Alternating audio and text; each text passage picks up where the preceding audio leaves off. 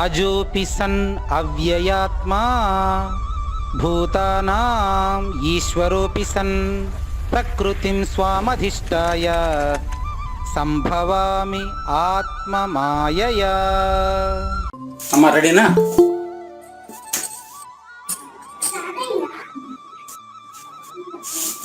కుడుపుడి సోదరి మనులు రెడీనా? ఎస్ గురువు గారు. 7వ అధ్యాయం కదా? ఎస్ గురువు గారు. ఎపిసోడ్ నెంబర్ ఎంత? 246 గురువు గారు. కాదమ్మా, 247 కదమ్మా. 46 ఇప్పుడు అయింది. 246లో శ్లోకం నెంబర్ 4, 5, 2 అయినాయి. ఎస్ గురువు గారు. ఇప్పుడు 247. ఎస్ గురువు. పోయిన వారం 246. ఓకే గురువు గారు. నిత్య హరిప్రియ జాయిన్ అయింది. నిత్య హరిప్రియ, డిసజ్ఞ, సౌమ్య, భాగ్యశ్రీ, సత్యపూర్ణ, గౌతమి, సాయి ప్రియ, దివ్యశ్రీ 7 మంది సప్తర్షునులు. పోయిన వారం 246 ఎపిసోడ్. ఎస్ గురువు గారు. ఈరోజు 247. ఎస్ గురువు గారు. 247 25వ తేదీ 25, 22, 24. ఓకేనా? ఎస్ గురువు గారు. శ్రీమద్ భగవద్గీత బాలల మహాయజ్ఞంలో 7వ అధ్యాయం సాంఖ్య పరిశీలనలో ఉన్నాం. పోయిన వారం 246వ ఎపిసోడ్లో 4, 5 శ్లోకాలు పూర్తయినాయి. ఇప్పుడు 6వ శ్లోకం తెలుసుకునే దానికి ముందుగా ప్రార్థనతో కార్యక్రమం ప్రారంభించండి అమ్మా. ఎస్ గురువు గారు. నా పేరు సౌమ్య శ్రీలక్ష్మి గురువు గారు. గురు బ్రహ్మ గురు విష్ణు గురుదేవో మహేశ్వర గురు సాక్షాత్ పరబ్రహ్మ తస్మై శ్రీ గురువే నమః. ఓం శ్రీకృష్ణ పరబ్రహ్మణే నమః. శ్రీమద్ భగవద్గీత అద సప్తమోధ్యాయః జ్ఞాన విజ్ఞాన యోగః. శ్రీ భగవానువాచ భూమిరాపో నలో వాయుః కమ్మనో బుద్ధిరేవ చ అహంకార ఇతి యం మే భిన్నా ప్రకృతిరస్తదా అపరేయమితస్వన్యాం ప్రకృతిం విద్ధి మే పరాం జీవభూతాం మహాబాహో యయేదం ధార్యతే జగత్. జయ గురుదేవ. Right, next. 2 గౌతమి. నమస్కారం గురువు గారు. నా పేరు గౌతమి సాయి ప్రియ గురువు గారు. శ్రీ భగవానువాచ శ్లోకం నెంబర్ 4. భూమి రాపో నలో వాయు కమ్మనో బుద్ధిరేవ చ అహంకార ఇతి యం మే భిన్నా ప్రకృతిరష్టదా. శ్లోకం నెంబర్ 5. అపరేయమితస్త్వన్యాం ప్రకృతిం విద్ధి మే పరాం అపరేయమితస్త్వన్యాం ప్రకృతిం విద్ధి మే పరాం జీవభూతాం మహాబాహో యయేదం ధార్యతే జగత్. Very good. Right Gautami, Soumya, very good, nice. Host యొక్క పర్ఫార్మెన్స్ చూపించారు. ఎక్కడైతే భగవద్గీత బాలల మహాయజ్ఞం జరుగుతుందో ఆ యజ్ఞ సమిధులైనటువంటి వారే స్పష్టంగా 4, 5 శ్లోకాలను అప్పచెప్పారు. చాలా సంతోషం. మీకు మంచి భవిష్యత్తు ఉండుగాక. Next number 3. నమస్కారం గురువు గారు. నా పేరు దివ్యశ్రీ గురువు గారు. శ్రీ భగవానువాచ వాయు కమ్మనో బుద్ధిరేవ చ అహంకార ఇతి యం మే భిన్నా ప్రకృతిరష్టదా అపరేయమితస్త్వన్యాం ప్రకృతిం విద్ధి మే పరాం జీవభూతాం మహాబాహో యయేదం ధార్యతే జగత్. జయ గురుదేవ. Right, next 4. నమస్కారం గురువు గారు. భాగ్యశ్రీ. శ్లోకం నెంబర్ 4. భూమిరాపో వాయు కమ్మనో బుద్ధిరేవ చ అహంకార ఇతి యం మే భిన్న ప్రకృతిరష్టదా. భిన్నా ప్రకృతిరష్టదా. భిన్నా దీర్ఘంలే భిన్నా ప్రకృతిరష్టదా. శ్లోకం నెంబర్ 5. అపరేయమితత్వానాం. అయ్యా అయ్యా అదే అదే. భాగ్యశ్రీ సరిగ్గా చదువుకోవాలి. ఓకే గురువు. అపరేయమితస్త్వన్యాం అపరేయమితత్శూన్యాం ప్రకృతిం విద్ధి మే పరాం. ప్రకృతిం విద్ధి మే పరాం. జీవభూతాం మహాబాహో జీవబాహో ప్రకృతిం విద్ధి మే పరాం. భాగ్యశ్రీ మీకు టవర్ కూడా సరిలేదు, మీకు టవర్ కూడా సరిలేదు, మీరు మ్యూట్ అవ్వండి. మీకు కొంచెం ఇంకా బాగా ప్రాక్టీస్ చేయాలి. 5 నమస్కారం గురువు గారు. డిసెగ్న. ఎస్ గురువు గారు. మీ పేరు డిసెగ్న లక్ష్మి. ఎస్ గురువు గారు. మీరు బాగా ప్రాక్టీస్ చేశారు. ఇప్పుడు చెప్తాను గురువు గారు. చెప్పండి. నమస్కారం గురువు గారు. నా పేరు డిసగ్నలక్ష్మి గురువు గారు. శ్రీ భగవాను వాచ శ్లోక నంబర్ 4. భూమిరాపో నలో వాయః కమ్మణో బుద్ధిరేవ చ అహంకార ఇతి యమ్మే భిన్న ప్రకృతి రష్టదా. శ్లోక నంబర్ 5. అపరేయమితస్త్వన్యాం ప్రకృతిం విద్ధి మే పరాం. జీవభూతా మహాబాహో యయేదం దార్యతే జగత్.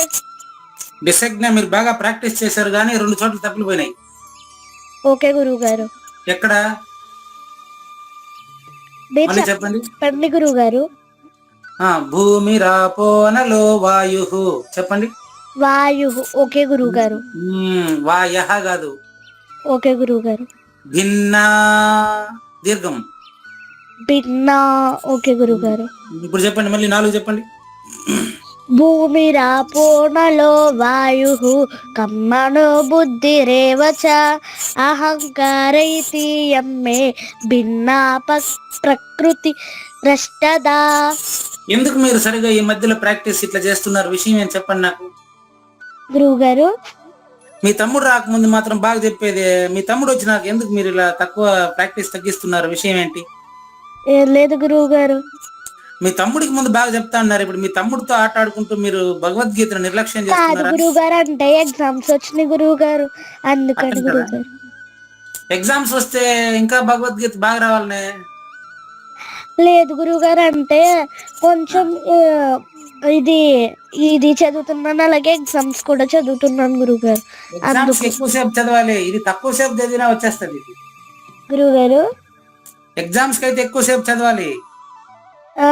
గురువు గారు, ఇది తక్కువ సేపు చదివినా వచ్చేస్తుంది. ఇది అంటే కొంచెం బాగా చదవాలి కదా గురువు గారు. బాగా చదివేది ఏం లేదు, చెప్పేటప్పుడు బాగా అర్థం చేసుకుంటే. 15వ అధ్యాయం మొదటి శ్లోకం చెప్పు గురువు గారు.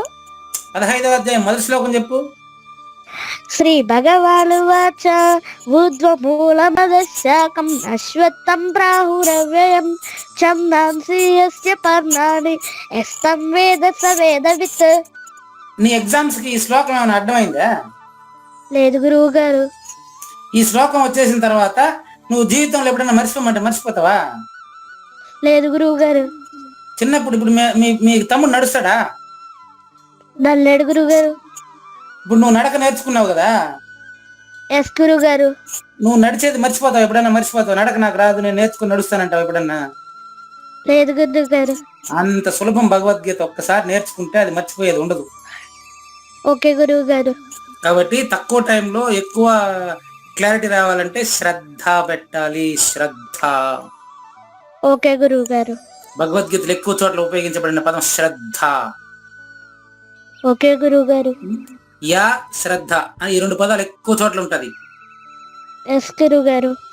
యా అంటే ఎవరైతే శ్రద్ధ పెట్టారో వాళ్ళదే విజయం, వాళ్ళదే విజయం. ఎస్ గురువు గారు. కాబట్టి థ్యాంక్ యూ. 5 మంది అయింది. 6. నమస్కారం గురువు గారు. ఓం श्रीकृष्ण परब्रह्मणे नमः। श्रीमद्भगवद्गीता अथ सप्तमोऽध्यायः। ज्ञानविज्ञानयोगः। श्रीभगवानुवाच। श्लोक नंबर 4।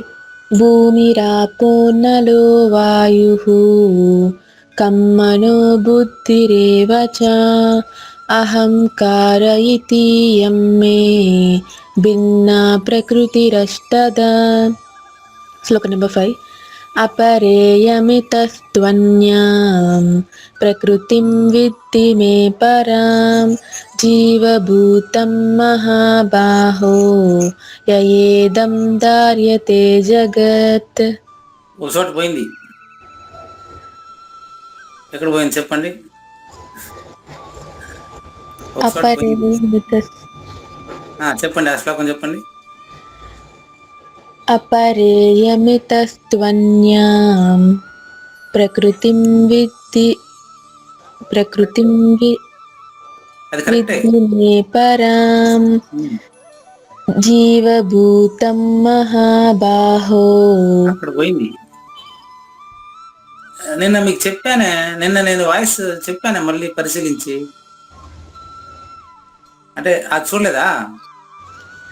నేను ఫస్ట్ లైన్ ఒకసారి గ్రూప్ లో చూసుకోండి. జీవభూతాం సార్ దీర్ఘంలో. ఓకే గురుగారు. ఇది కూడా చెప్పుకుంటానే. ఎస్ గురుగారు. ఇప్పుడు మళ్ళీ శ్లోకం అపరే చెప్పండి. अपरेयमितस्त्वन्यां प्रकृतिं विद्धि मे परां जीवभूतां महाबाहो ययेदं धार्यते जगत्. ఇందులో ఉండే భావంతో మనం నెక్స్ట్ 6వ శ్లోకంలోకి వెళ్తాము. ఓకే. సత్యపూర్ణ బంధిద్దారా? సత్యపూర్ణ ఉన్నారా లేరా? ఫస్ట్ టైం ఇన్ఫర్మేషన్ లేకుండా ఎవరా లేరా? ఓకే. గురువు గారు నిత్యహరిప్రియ వాళ్ళ అమ్మగారిని మాట్లాడుతున్నాను. అమ్మా చెప్పండి. నిత్యహరిప్రియ వాళ్ళ మదర్ని మాట్లాడుతున్నాండి, విజయవాడ నుంచి. అమ్మ చెప్పండి. ఇక్కడ మా ఆడబడుచు కూడా ఉంది, హిమబిందు అని. సో తనని వాళ్ళ పాపని కూడా యాడ్ చేయమని లాస్ట్ వీక్ చెప్పారు కదండి, యాడ్ చేయొచ్చు అని. సో వాళ్ళని కూడా యాడ్ చేశాను. ఆ పాప పేరు హేమానిక సహస్ర అండి. పేరు చెప్పండి. ఏం పేరు? హేమానిక సహస్ర. హేమానిక సహస్ర. హైదరాబాద్ అండి. హైదరాబాద్ ఉన్నారా? ఉన్నారండి. ఉన్నారా? హేమానిక సహస్ర మాట్లాడమ్మా. నమస్తే గురుగారు, నా పేరు హేమానిక సహస్ర. Very nice. ఏం చదువుకుంటావు? యూకేజీ. Very nice. నువ్వు ఈ అమ్మాయి ఎవరు? నిత్య హరిప్రియ తెలుసా నీకు? తెలుసు. ఏమైంది నా పాప నీకు? అక్క. Very good. మరి అక్క ఒక శ్లోకం నేర్చుకునింది పోయిన వారం, తెలుసా? నైట్ తెలుసు. చెప్పు, ఆ శ్లోకం నువ్వు నేర్చుకుంటావే? మమ్మీ నేర్పిలా. ఓకే, ఇది ఇప్పుడు నేర్చుకుందామా?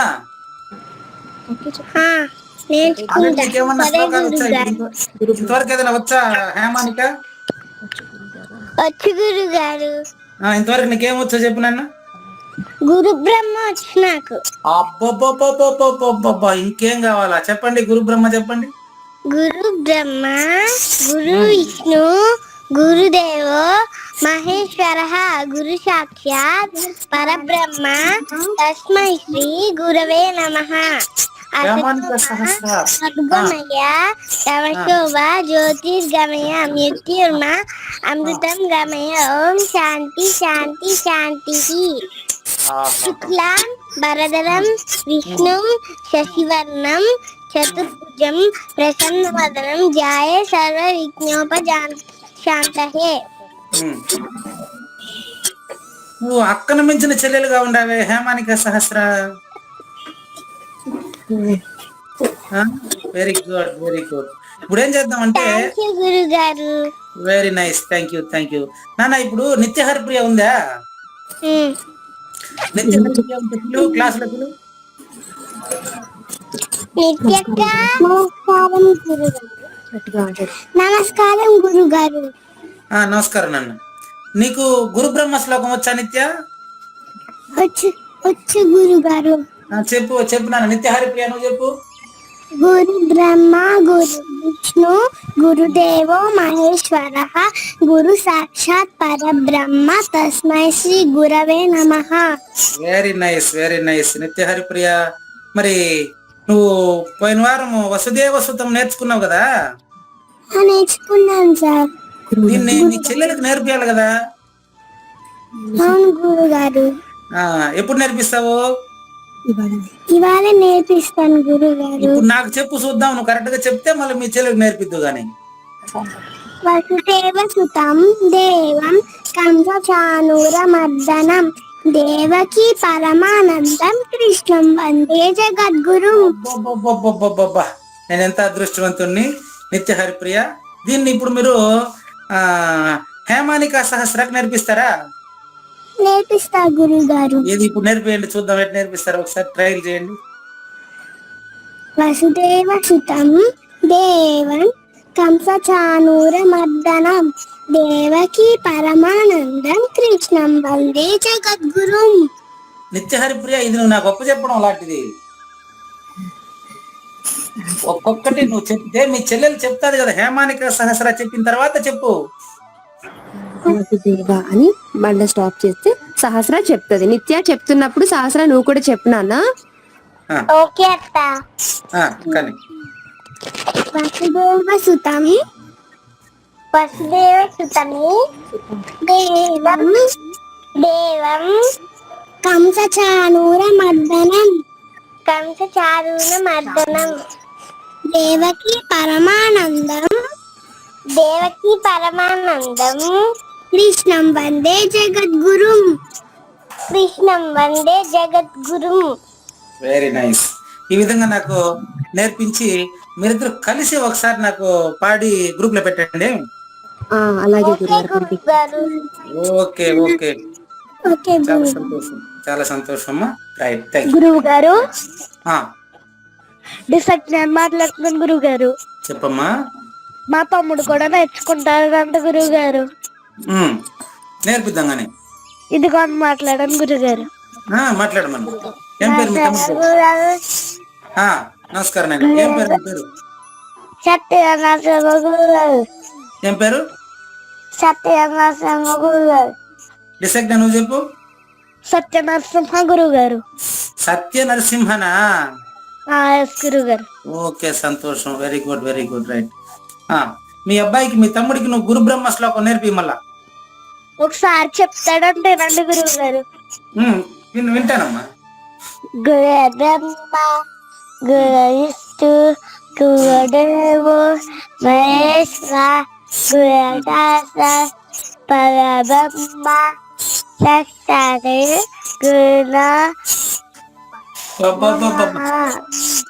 డిసగ్న నీకంటే బాగా నేర్చుకుంటాడు వీడు.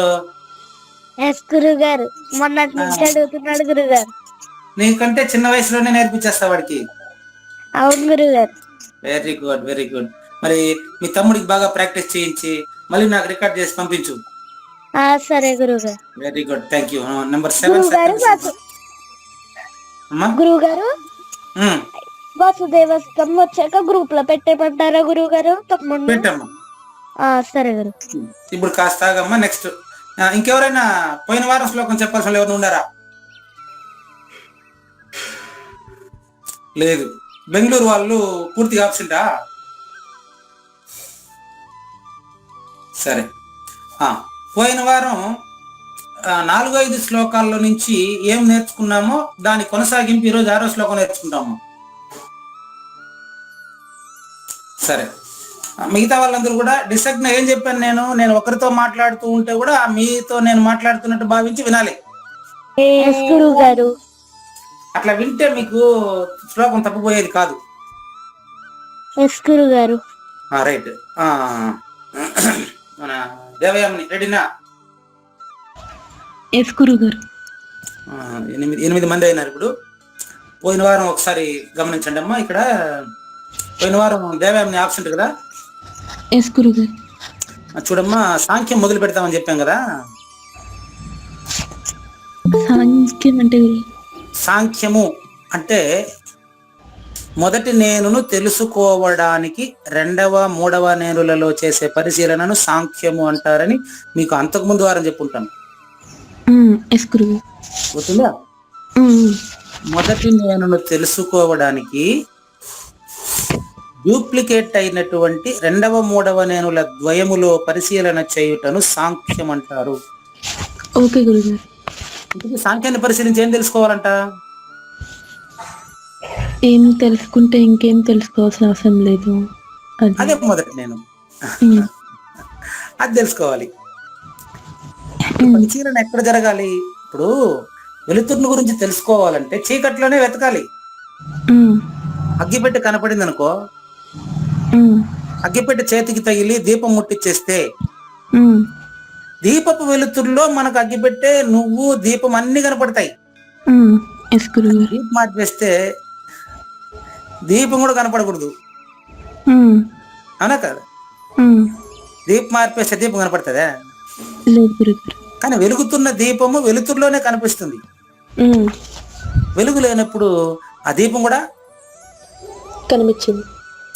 అదే విధంగా ఈ మూడవ నేను మనకు కనిపిస్తా ఉంది కదా, రెండవ నేను మూడవ నేనును వెలిగిస్తున్నది. రెండవ నేను మూడవ నేనును వెలిగిస్తున్నది. రెండవ నేను మొదటి నేనులో లేనిదని తెలిసినది.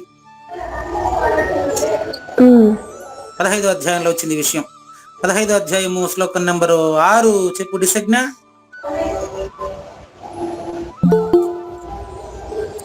డిసజ్ఞ ప్రజెంట్ లో ఉన్నవా లేదా? శ్లోకం నంబర్ 6 గురువు గారు. అవునమ్మా. ఓకే గురువు గారు. న తద్భాసయతే సూర్యో న శశాంకో న పావకః యజ్ఞత్వా న నివర్తంతే తద్ధామ పరమం మమ. విన్నారా దేవయామిని? ఎస్ గురువు గారు. అంటే మొదటి నేనును వెలిగించడానికి సూర్యుని వంటి బుద్ధి గాని చంద్రుని వంటి మనసు గాని అవసరము లేదు. ప్రకృతిని వెలిగిస్తున్న దీపము సూర్యుడు, నన్ను వెలిగిస్తున్న దీపము చంద్రుడు. సూర్యుడు రెండవ నేను. ప్రకృతిలో వెలుగుతున్నటువంటి దేవయామిని మూడో నేను. సూర్యుడు అనేది దేవయామినిలో బుద్ధి, చంద్రుడు అనేది దేవయామినిలో మనసు. ఈ మనసు, బుద్ధి, చిత్తము, అహంకారములను వివరంగా చెప్పిందే పోయిన వారం సాంఖ్యం. చూడండి, భూమి అంటే దేవయామిని శరీరం, ఆపహ అంటే నీళ్లు, దేవయామినిలో ఉండే రక్తము, అనలము అంటే అగ్ని, దేవయామినిలో ఉండే జ్ఞానము, బయట సూర్యరశ్మి, డి విటమిన్ వస్తుంది సూర్యుని వల్ల, అన్ని జ్ఞానం, అందరిలోనూ జ్ఞానం. వాయు అంటే బయట వీచే గాలి, దేవయామిని పీలుస్తున్నది. ఈ 4 దేవయామిని శరీరానికి సంబంధించింది. ఈ 4 భూతాలతో కలిపిన దేవయామిని శరీరం ఎందులో ఉందో దాన్ని ఖమ్ అంటాం. ఖమ్ అంటే ఆకాశం. దేవయామిని శరీరం ఆకాశంలోనే తిరుగుతున్నది, అవునా కాదా? భూమి ఆకాశంలో తిరుగుతా ఉంది, అవునా కాదా? కాబట్టి ఈ దేవయామిని శరీరంలో గుర్తు ఎలా ఎరుగుతుందంటే, దేవయామిని ఈ శ్లోకంలో వరుసగా ఇంత స్పష్టంగా ఉంది అమ్మా బోధ. ఇంతవరకు పంచభూతాలు అయినాయి. భూమి అంటే శరీరము, నీళ్లు అంటే రక్తము, అనలము అంటే అగ్ని అంటే జ్ఞానము, వైశ్వానర అగ్ని, మన కడుపులో అగ్ని తిన్న ఆహారాన్ని జీర్ణం చేసేది అగ్ని, యాసిడ్. వాయు అంటే మనం పీల్చే గాలి, బయట ఉండేది కూడా. ఈ 4 కలిసినటువంటిది దేవయామిని శరీరం. ఎక్కడుంది? ఖమ్ ఆకాశంలో ఉంది. ఆకాశం ఎక్కడుంది? దేవయామినిలో ఉంది. లేదా విత్తనంలో చెట్టు ఉన్నప్పుడు చెట్టులో విత్తనం లేదా? ఆకాశము విత్తనంగా దేవయామిని తయారైందమ్మా. దేవయామినిలో ఆకాశతత్వం ఉండదా?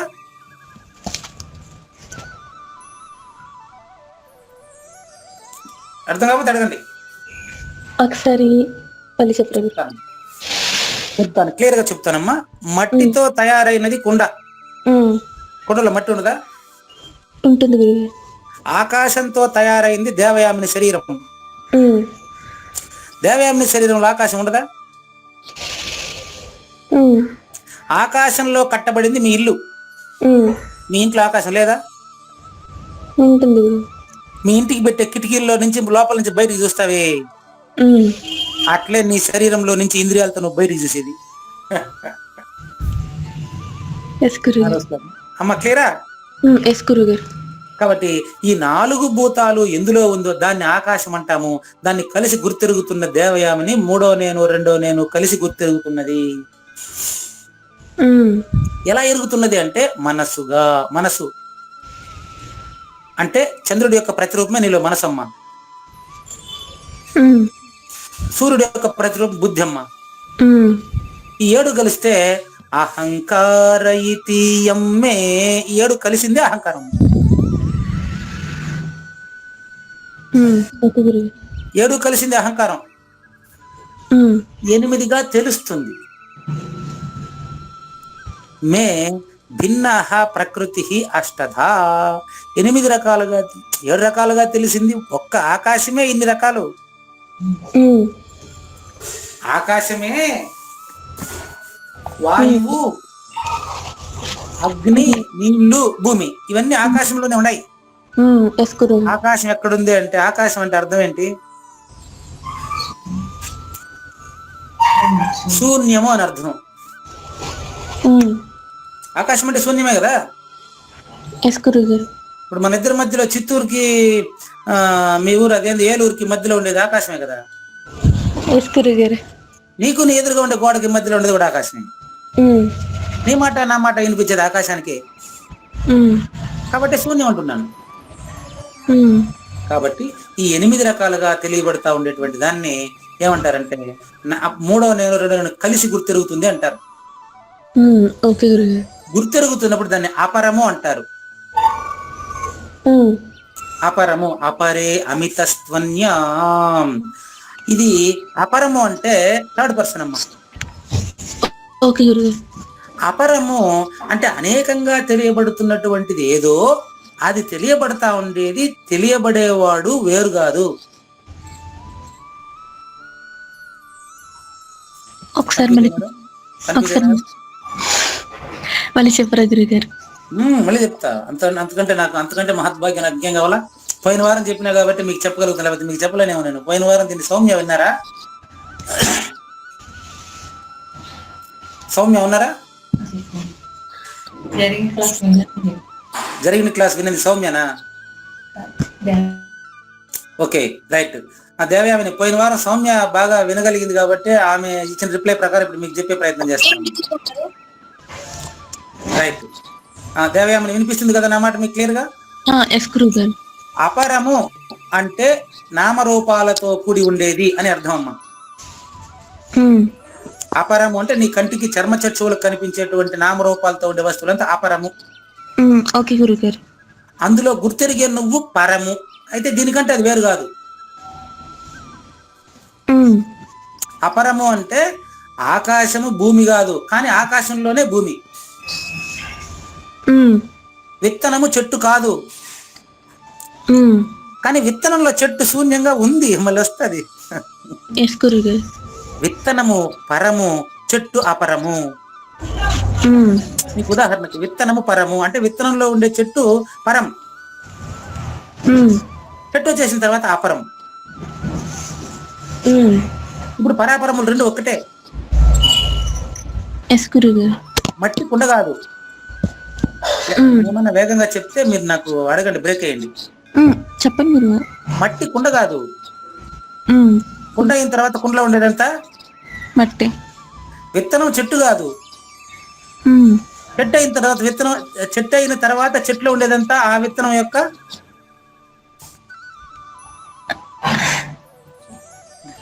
మీకే రావాల పదం, మీ నుంచే రావాల పదం. మళ్ళీ చూడండి, విత్తనము చెట్టు కాదు. చెట్టు అయిన తర్వాత ఈ చెట్టులో ఉండేదంతా ఆ విత్తనం యొక్క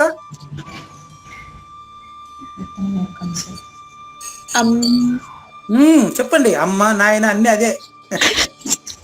అంశ గారు. నాన్న అమ్మ అంశ, విత్తనం అంశ. ఆ విత్తనము అంశయే, అంతేనా? ఉమ్, ఇప్పుడు దీన్ని బట్టి మీ నాన్న మీ అమ్మ ఇద్దరు నీలో ప్రభావితం అవుతున్నారు, అవునా? ఉమ్, ఎస్ గురుగారు. వాళ్ళిద్దరి పట్ల నీకు సమానమైన గౌరవం ఉంది, ఒకరంటే ఎక్కువ తక్కువ ఉన్నాయా? సమానమైన గౌరవం ఉంది. అలాంటప్పుడు వాళ్ళిద్దరు ఒకటే కదమ్మా. ఎస్ గురుగారు. అర్ధనారీశ్వరులు వాళ్ళిద్దరు, ఉమ్, అంతేనా? ఉమ్, ఇప్పుడు నీకెవరు ఇష్టమని నేను అడగను, ఉమ్. ఎందుకంటే ఎవరో ఒకరిని చెప్తారు, అది పిల్లల సమాచారం కరెక్ట్ గా ఉంటది. నేను అడుగుతున్నాను, మీరంటే మీ అమ్మకి ఎక్కువ ఇష్టం ఉంటుందా, మీ నాన్నకి ఎక్కువ ఇష్టం ఉంటుందా? నువ్వు చెప్పగలవా?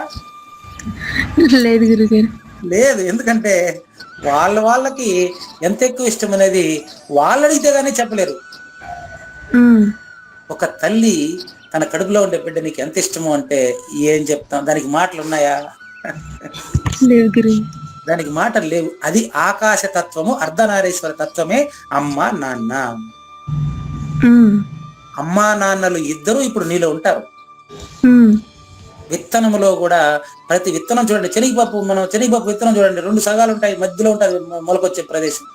ఉమ్, ఆ 2 దెబ్బలు లాంటి వాళ్ళు అర్ధనారీశ్వరులు, అమ్మ నాన్న ఇద్దరు. అంటే అర్థం ఏంటంటే నీ శరీరం అమ్మ, ఇందులో మాట్లాడేవాడు నాన్న. ఉమ్, ఓకే గురు. శరీరాన్ని పంచింది అమ్మ, ఉమ్, ఆ శరీరంలో ఉండే తెలివి నాయందే. ఓకే గురుగారు. కాబట్టి అమ్మ నాన్న అంటే విడదీసేది కాదు. ఉమ్, అమ్మ అనే పదమే పెదవిని కలుపుతుంది. ఎస్ గురుగారు. నాన్న అని చెప్పకముందే విడిపోతుంది. ఉమ్, అమ్మ అని చెప్పండి, అమ్మా. పెదవి కలిసి విడిపోయింది, అక్కడ జరిగిపోయింది. అమ్మలోనే నాయన ఉంటాడు. ఉమ్, నాన్న అని చెప్పండి, పెదవి కలవదు. చూడండి, నాన్న. ఎస్ గురుగారు. పెదవి కలిసి ఎందుకంటే అమ్మలోనే నాన్న వచ్చేసారు ఆల్రెడీ, కలవడం అన్ని అయిపోయినాయి, ఎక్కడనే అయిపోయినాయి. ఉమ్, కాబట్టి అమ్మ నాన్నల అంశ దేవయామిని, ఉమ్, పర అపరముల అంశ ప్రకృతి. అందుకే చెప్పబట్టే నాకు ఉమ్, అంటే శూన్యము సర్వము గుర్తెరగబడే ద్వయమే ప్రకృతి. నాయన ఉమ్, ప్రకృతి విద్ధి. ఇప్పుడు నువ్వు ప్రకృతిని తెలుసుకునేది ఎందుకు తెలుసా?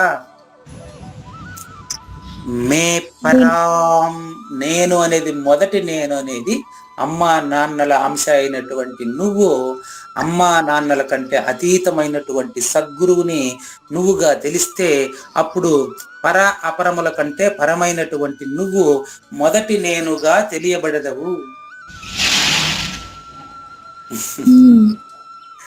మొదటి నేనుగా తెలియబడాలంటే అపరే అమితస్త్వన్యాం ప్రకృతిం విద్ధి. అపరమే ప్రకృతి అని, పరా అపరములు కలిసి ప్రకృతి అని విద్ధి తెలుసుకుని మే పరాం అని తెలుసుకో. దేనికంటే పరాం తెలుసా? గురుగారు, దేనికంటే?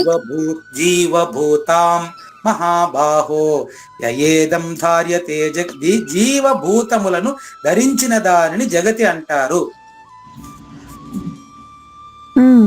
జన్మిస్తున్నట్టు గతిస్తున్నట్టు తెలుస్తున్నటువంటి అబద్ధపు గుర్తుతే అబద్ధపు ప్రపంచం. నిజము నువ్వే. ఏది తెలుసుకుంటే ఇంకేమీ తెలియాల్సిన అవసరం లేదు, అది నువ్వే. అందులో నుంచి ఇవన్నీ వచ్చినట్టు తెలియబడుతున్నప్పటికీ అది గమ్మునే ఉంది. ఇప్పుడు చేపను కంటుంది, చేప గుడ్లు పెడుతుంది, కంటది. ఇంట్లో ఉండేటువంటి తల్లిదండ్రులు పిల్లలు కంటారు, పెద్ద చేస్తారు, అందరూ పెరుగుతూ పెద్ద ఇల్లు కనదు,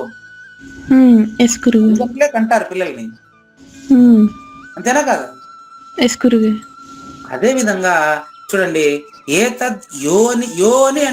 యోని అంటే ద్వారము అని అర్థం అమ్మా. కమాన్, నెక్స్ట్ శ్లోకానికి వెళ్దామా? ఇది ఒక అద్భుతమైన సూక్ష్మమైనటువంటి చాలా గొప్పదైనటువంటి శ్లోకం, ఈ 6వ శ్లోకము. ఇందులో మరి సద్గురుమూర్తి పలికించినంత పలికే ప్రయత్నం చేద్దాం. 247వ ఎపిసోడ్ లో 7వ అధ్యాయం శ్లోకం నెంబర్ 6 ప్రారంభం అవుతుందమ్మా. నెక్స్ట్ శ్లోకం పెట్టండి, మొబైల్లో పెట్టారు. నెక్స్ట్ శ్లోకం పెట్టండి, 6వ శ్లోకం పెట్టండి. మొబైల్లో శ్లోకం మార్చమని చెప్పండి. ఎవరు? సౌమ్యనా? బుక్ ఉంది కదా మీ దగ్గర? ఎస్ గురుగారు. ఇప్పుడు ఇంతవరకు పర అపరముల గురించి చెప్పాను మీకు.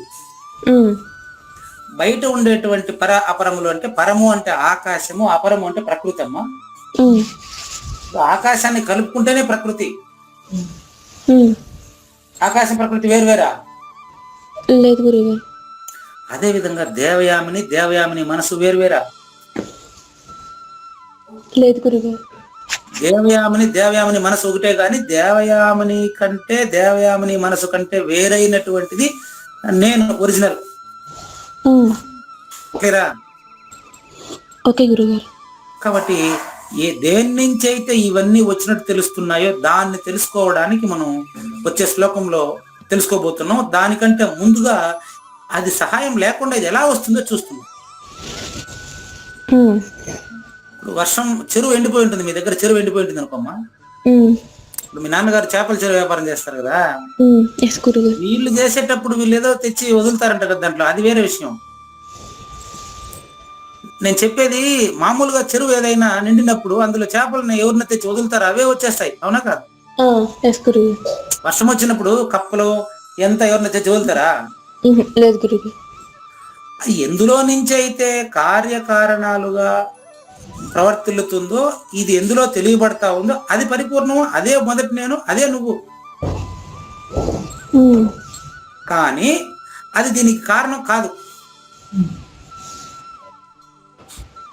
మీ కుటుంబ కలహాలు ఇంట్లోనే జరుగుతాయమ్మా.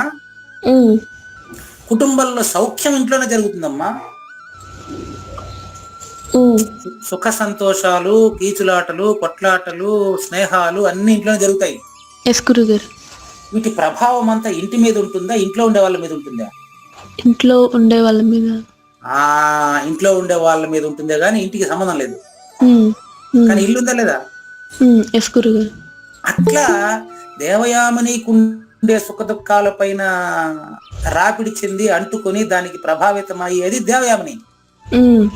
దానికి ప్రభావితం కాకుండా ఉండే నువ్వు గాఢ నిద్రలో ఎన్ని పట్టించుకుంటావా? లేదు గురువు. నువ్వు నువ్వు తెలుసుకోవడం 7వ శ్లోకంలో తెలుసుకుంటాము. దానికంటే ముందుగా అందులో లేఖన ఇది ఎలా వచ్చిందో చూద్దామా? 6వ శ్లోకం. ఇప్పుడు తెలుసుకోబోయేది 6. ఈ వారం 6, ఎపిసోడ్ నెంబర్ 247 అమ్మా. కానీ శ్రీ భగవాను వాచ. ఇందులో అహం అంటే ఇంతకు ముందు అహంకార ఇతీయమ్మే అన్నారు కదా. సర్వ ద్వంద్వాలకు కారణం అహంకారం. అహంకారము అంటే, అహంకారం ఎక్కడి నుంచి వచ్చింది అంటే, పంచభూతాల శరీరము, మనసు, బుద్ధి 7 కలిస్తే అహం వచ్చింది. అహం నుంచి అన్ని వచ్చినాయి. అహం నుంచి అన్ని వచ్చిన అన్నిట్లో అహం ఉంటుంది. కానీ ఈ అహము నిజమైన మొదటి నేను తెలుసుకుంటే ఇవన్నీ లేనివని తెలిసిపోయినప్పుడు తెలిసినటువంటి దేవయామిని ఉండదు, ఇంకా నువ్వు మాత్రమే ఉంటావు. సరే కానివ్వండి. ఏతద్యోనీని భూతాని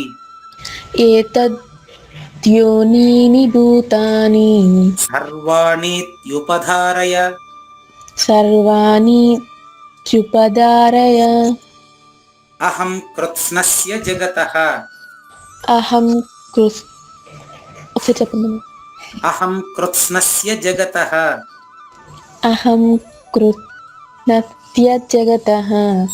ప్రభవః ప్రళయః తథా.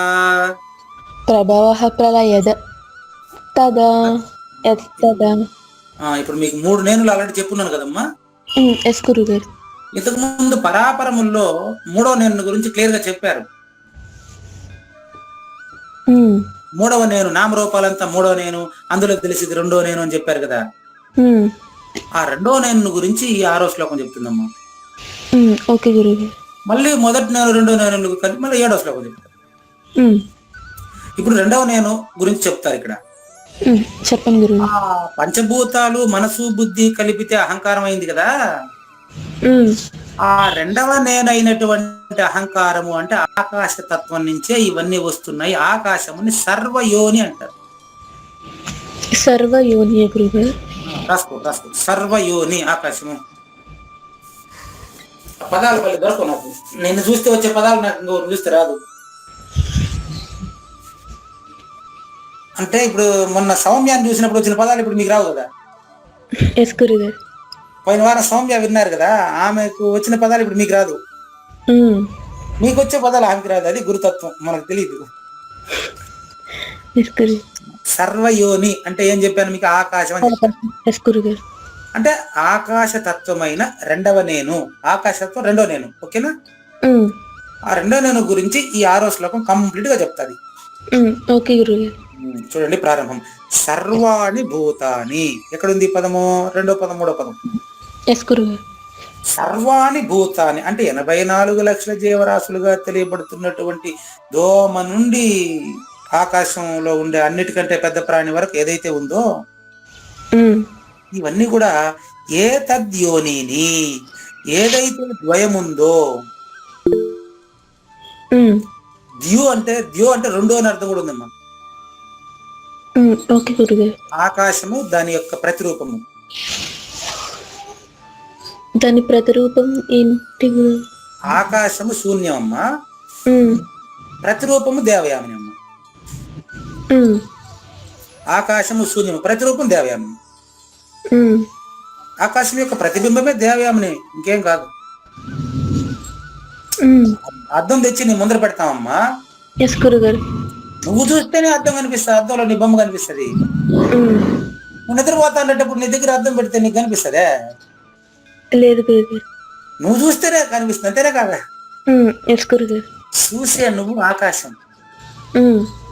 నీ లోపల అద్దంలో చూసే బొమ్మ నీలో చూస్తావా? అద్దంలో ఉందా, నీలో ఉందా బొమ్మ? నీ యొక్క ప్రతిరూపమా? అద్దంలో చూస్తే అద్దంలో ఉంది.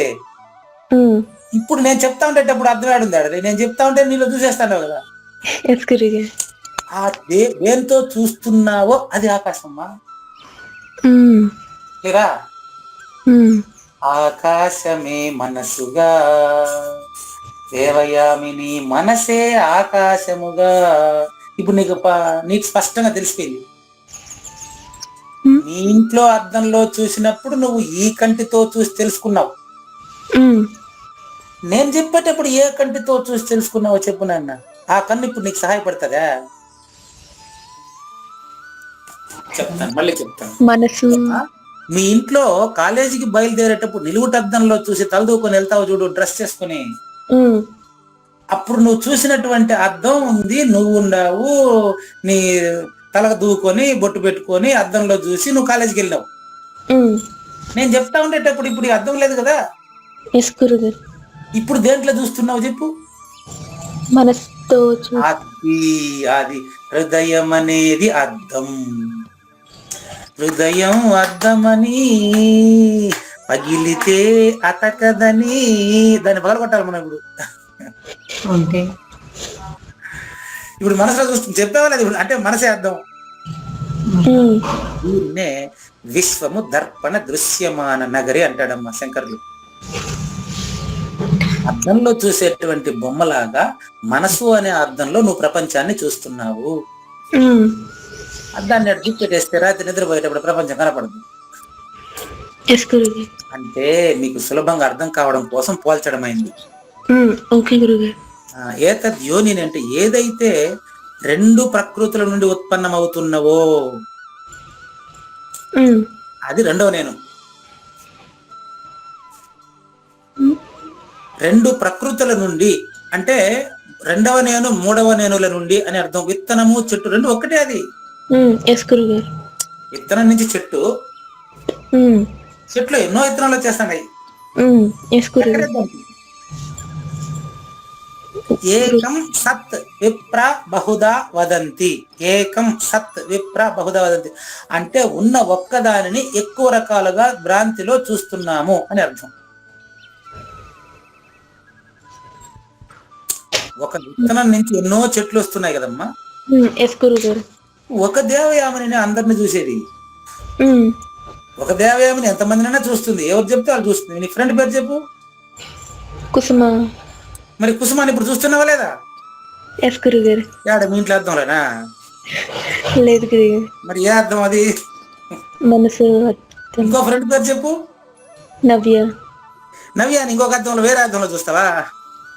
లేదు గురుగారు. అదే అర్థమే కదా అందరికి. అవును. మీ ఫ్రెండ్స్ మీ టీచర్స్ అందరికి ఒక అర్థమే. ఆ అర్థం పేరు మనసు. దాని ద్వయము అంటారమ్మా. ఆ మనసు ఎక్కడ ప్రారంభమవుతుందో చెప్తాను నీకు ఇప్పుడు. చెప్పండి గురు. నువ్వు నిద్రపోయినప్పుడు నీ తలలో కిడా పింగళ అనే సుషుమ్న, ఇడా పింగళ మధ్యలో సుషుమ్న ఉంటది. సుషుమ్న నాడిలో హాయిగా శూన్య స్థితిలో ఉండేదాన్ని నిద్ర అంటారు. అందుకే సుషుమ్న సుషుప్తి ఒకే పదం, ఒకే అక్షరాలు చూడండి. సుషుమ్న నాడి ఉంటుందమ్మా తలలో. తలకాయలో ఉండే సుషుమ్న నాడిలో ప్రశాంతతే నిద్ర. నీకు ఒక చిన్న ఇంగ్లీష్ పదం ద్వారా దీన్ని ఎక్స్ప్లెయిన్ చేస్తాను. చెప్పండి గురు. ఇప్పుడు బ్లడ్ అంటాం కదా, బ్లడ్ మరి ఐఎన్జి కలిపేస్తే గురుగారు బ్లడ్. బ్లడ్ కి ఐఎన్జి కలిపితే బ్లడింగ్ అవుతుంది. బ్లడ్ కి ఐఎన్జి కలిపితే బ్లీడింగ్ అవుతుంది కదా.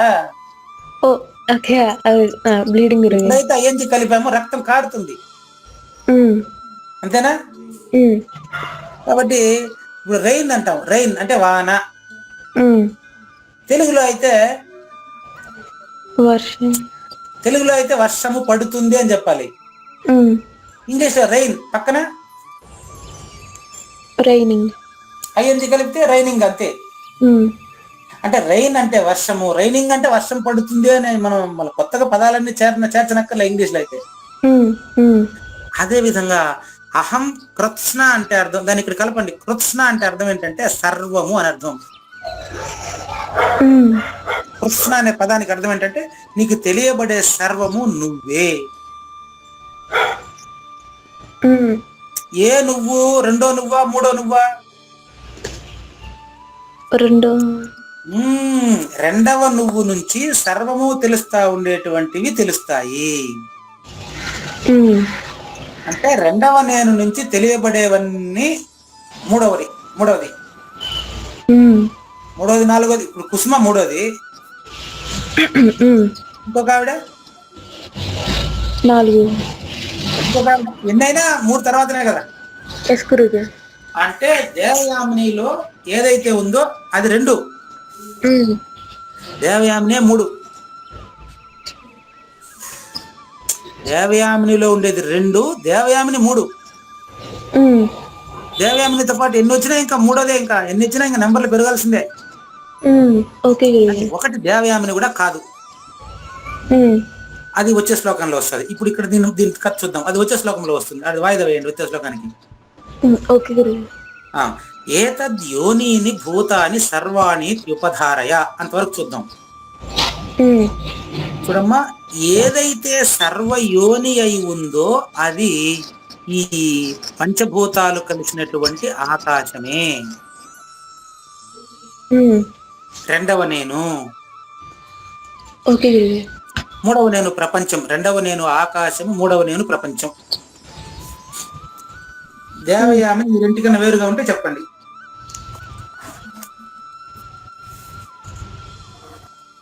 ఏమ్మా అర్థమైతుందా?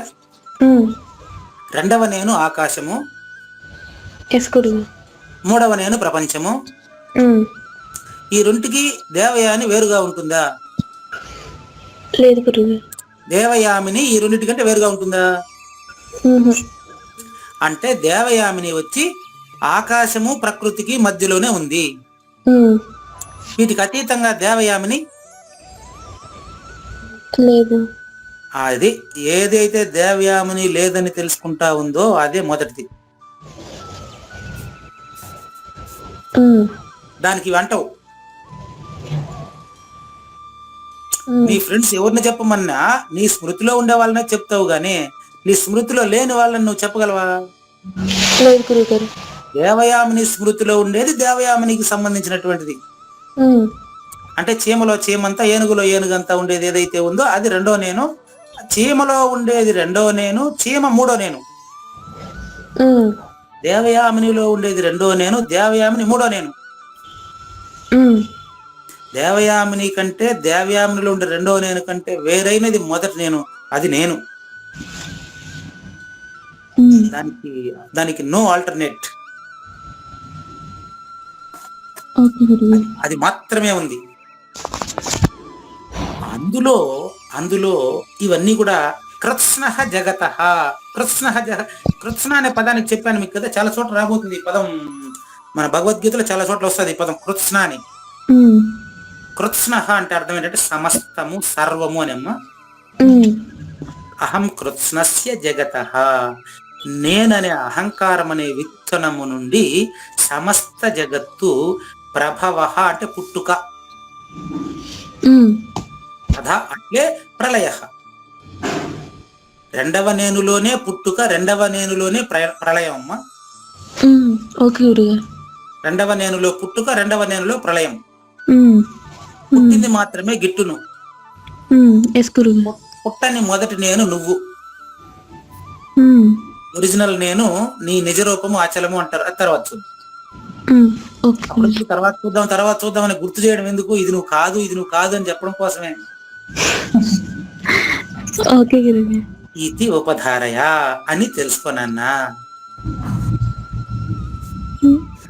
ఇది ఉపధారయ కదా. ఇది ఉపధారయ ఏడుంది పదం? ఇది ఉపధారయ పదం ఏడు చూడు. సెకండ్ ఫస్ట్ లైన్ పైన సర్వాణి ఇది ఉపధారయ. థర్డ్ వర్డ్ ఫస్ట్ లైన్ లో లాస్ట్ వర్డ్. అది ఇది ఉపధారయ అట తెలుసుకోమ్మా.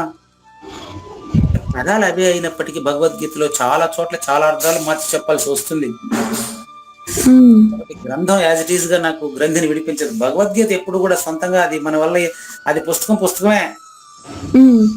సద్గురుమూర్తి తన మస్తకం నుంచి మరి తన అనుభవాన్ని తన శిష్యుడికి రంగరించి చెబితేనే అది తెలుస్తుంది, లేకపోతే పుస్తకం ఏం చెప్పదు మనకు. అది మీ వల్ల ఇంకా క్లియర్ గా నాకు కూడా తెలుస్తా ఉంది. ఇప్పుడు చూడండి, చాలా ఇంపార్టెంట్. కానీ ఏతద్యోనీని భూతాని, ఏతద్యోనీని భూతాని సర్వాణీత్యుపధారయ, సర్వాణీత్యుపధారయ. అహం కృత్స్నస్య జగతః, అహం కృష్ణస్య జగతః. ప్రభవః ప్రళయః తథా, ప్రభవః ప్రళయః తదా. సమస్త ప్రాణులు కూడా ఈ యొక్క ద్వయం ప్రకృతి నుంచియే పుడుతున్నవి. ద్వయ ప్రకృతి, ద్వయము అంటే రెండోది మూడోది ద్వయం. మొదటిది ఏకం, అది ద్వయం కాదు. ప్రూఫ్ చెప్పాను మీకు. ఇల్లు ఉందమ్మా, ఇంట్లో ఉండే వాళ్ళని ఏకవచనంతో పిలవచ్చు, బహువచనంతో పిలవచ్చు. కానీ ఇల్లు అనేది అది ఎలాంటి పని చేయదు. ఇంట్లో ఉండే వాళ్ళ ఇల్లు కట్టింది కూడా, కానీ అది పని చేయదు, ఇల్లు అన్ని చేయాలా. ఇప్పుడు పని చేసేవి చేతులు, చేతులు పని చేసేవి చేతులకు మళ్ళీ ఇంకేదైనా చెప్పేది. చేతులు పని చేసి చేతులు ఊరుకోవాలి, చేతులే ఊరుకోవాలి. అదేవిధంగా మాట్లాడి పెదవులే మానుకోవాలి. అది ఎప్పుడు మానుకుంటుందో నాకు తెలియదు. ఏం ప్రశ్న అమ్మగారు చూడండి. ఎప్పుడు మానుకుంటుంది అంటే ఎప్పుడో మానేసి ఉంటాడు గురువు. మనతో మాట్లాడుతూ ఉంటే కూడా గురువు మాట్లాడని వాడు. దీనికి ప్రూఫ్ కావాలా? మాట్లాడుతూ ఉంటే మాట్లాడిన వాడు ఎట్టవుతాడని ప్రూఫ్ కావాలా? చెప్పండి గురువు. గీత భగవద్గీతలో మీ దగ్గర గీతా మహాత్మ్య ధ్యాన శ్లోకాలు ఉన్నాయా? భగవద్గీతలో అథ ధ్యానం అని ఉంటుంది, ఫస్ట్ లో ఉంటది. మూకం కరోతి వాచాలం పంగుం లంఘయతే గిరిం యత్ కృపాతమహం వందే పరమానంద మాధవం. ఈ శ్లోకాన్ని కొద్దిగా ఇట్ట మార్చి శంకరాచార్యులు వివేక చూడమని మొదలెట్టారు. మీ దగ్గర ధ్యాన శ్లోకాలు ఉంటాయి భగవద్గీతలో, చూసుకోండి. అథ ధ్యానం పార్థాయ ప్రతిబోధితాం ఉంటుంది. పార్థాయ ప్రతిబోధితాం భగవత నారాయణ స్వయం. ఇది మధుసూదన సరస్వతి రాశారు దీన్ని.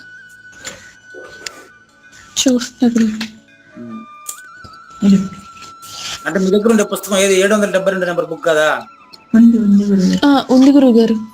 772 నెంబర్ పుస్తకం అయితే పేజీ నెంబర్ 9. ఇదేనా?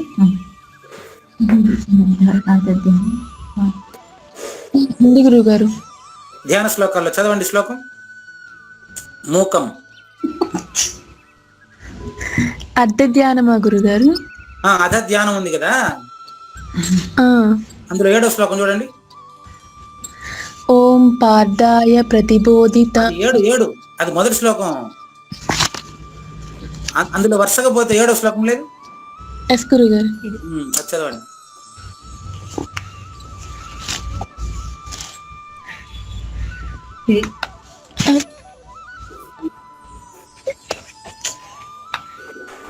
గురుగారు ఆ, చదవలేకపోతుందండి. ఏం లేదమ్మా, మూకం కరోతి వాచాలం కదా, అదే కదా. అంతే రాదంటుందండి. చెప్తాను చూడండి అమ్మా. ఓం పార్థాయ ప్రతిబోధిత ఉండేది మొదటిది కదా. ఎస్ గురుగారు.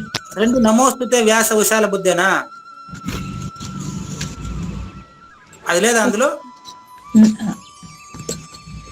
ఇదిగో రెండోది రెండో శ్లోకం చదవండి. నమోస్తుతే వ్యాస. 3 ప్రసన్న పారిజాతాయ. ప్రపన్న పాది 4. 4 దేవకీ పరమానందం. ఆ, వసుదేవం దేవం. 5. చెప్తున్నాను గురుగారు, ఒక్క నిమిషం. అంటే అక్కడ ఆ పుస్తకంలో ఉందో లేదో చూడాలి. భీష్మద్రోణ. 6 పారాశర్యవచః.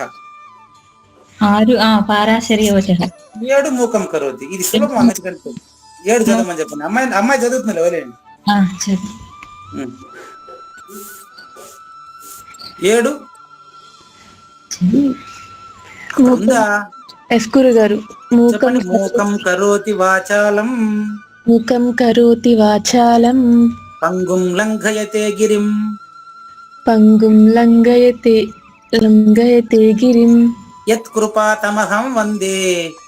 యత్ కృపాతమహం వందే. పరమానంద మాధవం. పరమానంద మాధవం. ఉందా? శ్లోకం ఉందా? ఎస్ గురుగారు. మూకం కరోతి అంటే మూగవాడినై మాట్లాడుతున్నాను దేవయామిని. మూకం కరోతి వాచాలం అంటే మూగవాడు మాట్లాడును. ఎలా మాట్లాడతారు గురు? మొదట నేను మాట్లాడదు కదా. మొదట నేను తెలిసిండేవాడు మాట్లాడిన మాట పూజారి వెంకటేశానికి సంబంధించింది, మొదటి నేను సంబంధించింది కాదు కదా. బా, ఏం క్లారిటీ అమ్మా నీ దగ్గర నాకు. ఒకసారి మళ్ళీ అడగండి ప్రశ్న. మూగవాడు మాట్లాడును అంటే మూకం కరోతి వాచాలం అంటే అది అర్థం. మూగవాడు, మూకం అంటే మూగోడమ్మా. ఓకే గురుగారు. వాచాలం అంటే బాగా మాట్లాడతాడంట. వదరబు గుమ్ముంటే బాగా అర్థమవుతుంది. నేను గుమ్ముండా కాబట్టి మీరు చెప్పేది నాకు బాగా అర్థమైపోతుందంట. మూకం కరోతి వాచాలం అంటే మూగవాడు బాగా మాట్లాడును.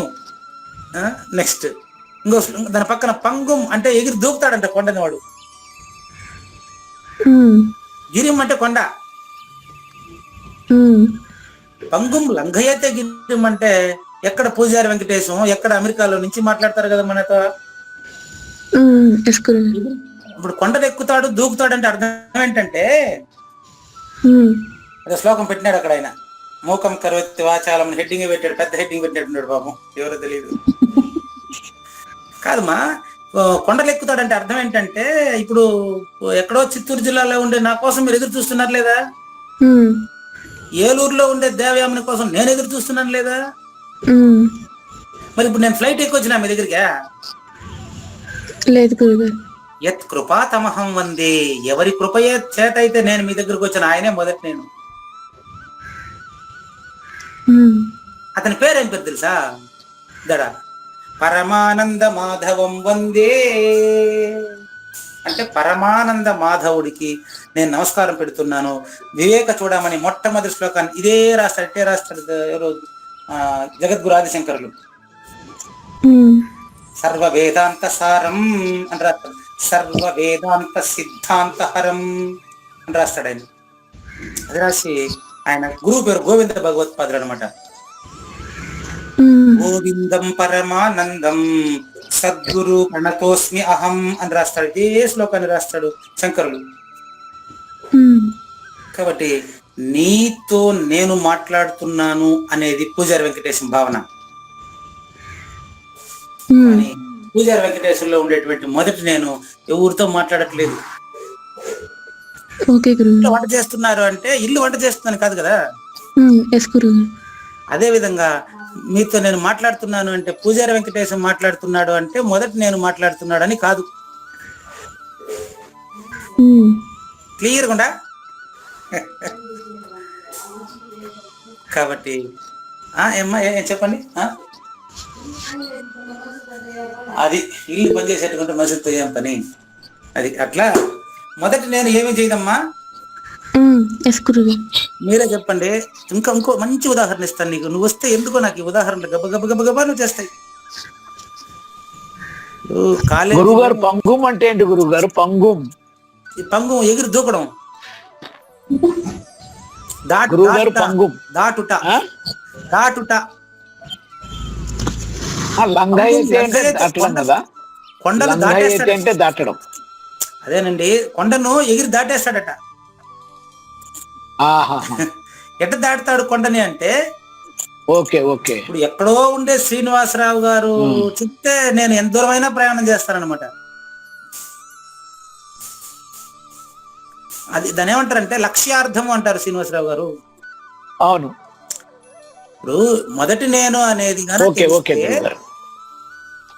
దాని అర్థం, ఆ శ్లోకం అర్థం ఏంటంటే మొదటి నేను తెలిస్తే మూగవాడై మాట్లాడును, ఎటువంటి కీర్తి ఆశించకనే అందుకొనును. దాని అర్థం అదే. ఏం చెప్పారు అక్కడ? పంగుం లంఘయతే గిరిమన్నారు కదా శ్రీనివాసరావు గారు. అవునండి. పంగుం లంఘయతే గిరిం అంటే గుర్రాల మోహన్ రావు గారు చెప్తారు ఫోన్ చేసి. చెప్పండి సార్, చెప్పండి గురుగారు. మీరు దెబ్బ దెబ్బ దెబ్బ దెబ్బ దెబ్బ అని పైకి వచ్చేసినారంట. ఎంత పైకి వచ్చినా నేను కాలేజీకి పోతాడా ఇంటికి వస్తాను అంతే కదా. అంటే ఇప్పుడు ఆయన ఉద్దేశం మీరు దెబ్బ దెబ్బ దెబ్బ అని పైకి వచ్చేసినారంటే అర్థం ఏం చెప్పండి. ఇప్పుడు మీరు శ్రీనివాసరావు గారు చెప్తారు చూడండి. శ్రీనివాసరావు గారు. ఏం గురుగారు? దెబ్బ దెబ్బ మీరు దెబ్బ దెబ్బ దెబ్బ అని సిద్ధాంతంలో, అచల సిద్ధాంతంలో చెప్పండి. అచల సిద్ధాంతంలో దెబ్బ దెబ్బ దెబ్బ మీరు పైకి వచ్చేసినారు, అందుకని మిగతా వాళ్ళ కడుపు మంట అంటాడు. దాని అర్థం ఏంటి?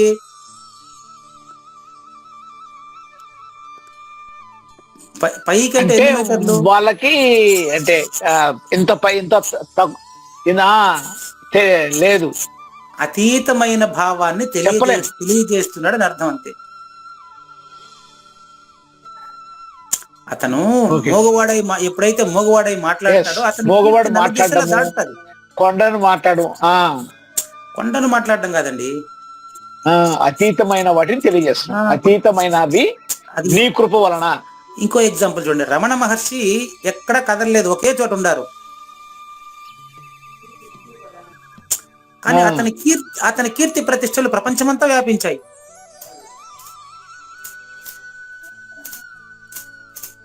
అది లెక్క. ఎవరి కృప వల్ల? అచల పరిపూర్ణ గురుమూర్తి కృప వల్ల. అది సాజన్మ సాకార పరమానంద మాధవ్ వాళ్ళు ఆ విధంగా ఫీల్ అయ్యి అలా చెప్పారు మనకు. కనుక ఎందుకు వచ్చింది ఇది అంటే, దేవయామిని మీరు మ్యూట్ అవ్వండి, మన శ్రీనివాసరావు గారు మ్యూట్ అవ్వండి. దేవయామిని, ఇప్పుడు కాలేజీకి వెళ్ళి చదువుకొని ఉద్యోగాలు చేసే వాళ్ళు జీతాలు తీసుకుంటారు, టీచర్లు పిల్లల డిగ్రీలు తీసుకుంటారు కదా. కాలేజీ ఇస్తుందా? కాలేజీలో ఉండే అధికారులు ఇస్తారా? కాలేజీలో ఉండే అధికారులు ఇస్తారు. అధికారులకి చదువుకునే వాళ్ళకి సంబంధం అంతేనా? కానీ చెప్పేది మాత్రం ఏమని చెప్తాం మనం? ఆ కాలేజీ నుంచి నేను చదువుకున్నాను, ఆ కాలేజీకి కాదు పోయొచ్చేది, కాలేజీలో ఉండే టీచర్ల కోసం పోయొచ్చేది. అట్లా పరిపూర్ణంలోకి కాదు మనం పోయొచ్చేది. పరిపూర్ణాన్ని తెలుసుకోవడం కోసం గురువు దగ్గరికి పోతాం. తెలిసిన తర్వాత గురువే మన మైండ్ లో ఉంటాడు తప్ప ఈ తెలిసిన వాడు ప్రత్యేకంగా ఉండడు. ఇంకా అట్లా అనమాట. ఇప్పుడు కాలేజీకి పోయి ఎంతమంది చదువుకున్నప్పటికీ కాలేజీ చదువు చెప్పదు. ఎస్ గురుగారు. అట్టని చెప్పి కాలేజీ లేదని చెప్తామా? మ్హూ. కాలేజీ ఉంది, కాలేజీ చదువు చెప్పదు. మ్. అంటే కాలేజీ మనకు కారణము కాని కారణము. మ్. ఈ కాలేజీ ఎంతో ఇచ్చిందని చెప్తారు, కానీ తల్లిదండ్రుల కృషి, విద్యార్థి కృషి, టీచర్ల కృషి వల్లనే విద్యార్థి ప్రతిభ 10 మందికి తెలుస్తా ఉంది. ఎస్ గురుగారు. కానీ ఏం చెప్తాం మనం? కాలేజీ పేరు చెప్తాం. అవును. అదే విధంగా అచల పరిపూర్ణ సద్గురుమూర్తి పరిపూర్ణం తెలిసి ఉంటే అతని కంటే రెండవది లేదని తెలిసినప్పటికీ అతను నాకు తెలుసు అని చెప్పడు, కాబట్టి మూగవాడు. మ్. మూకం కరోతి ఎంత బాగా మాట్లాడినప్పటికీ నిన్ను కేంద్రంగా పెట్టి మాట్లాడతాడు అంతే. మ్. తనకది తెలుసు అని చెప్పడు. మ్.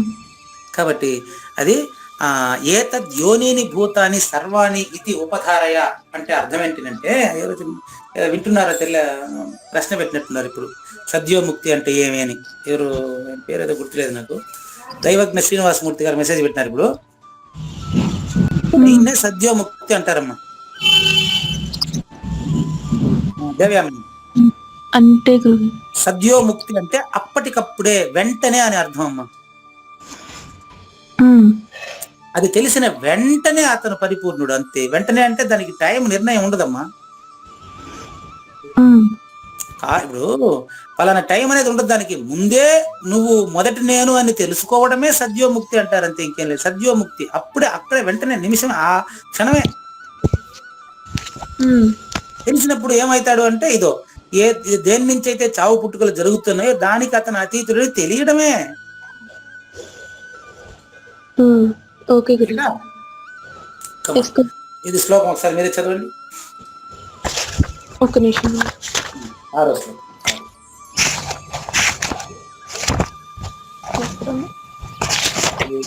యోనీని భూతాని.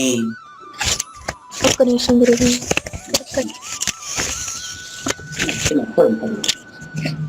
ఎస్ గురువు. ఏతద్ యోనీని భూతాని. ఏతద్ యోనీని భూతాని. సర్వాణీత్యుపధారయ. సర్వాణీత్యుపధారయ. అహం కృత్స్నస్య జగతః. అహం కృష్ణస్య జగతః. ప్రభవః ప్రళయః తథా. ప్రభవః ప్రళయస్తదా. ప్రళయస్తదా కూడా చెప్పవచ్చు. ప్రభవః ప్రళయస్తథా. ప్రభవః ప్రళయస్తదా. ప్రభవః అంటే ఉత్పత్తి, ప్రళయః అంటే నాశనం. ఓకే గురుగారు.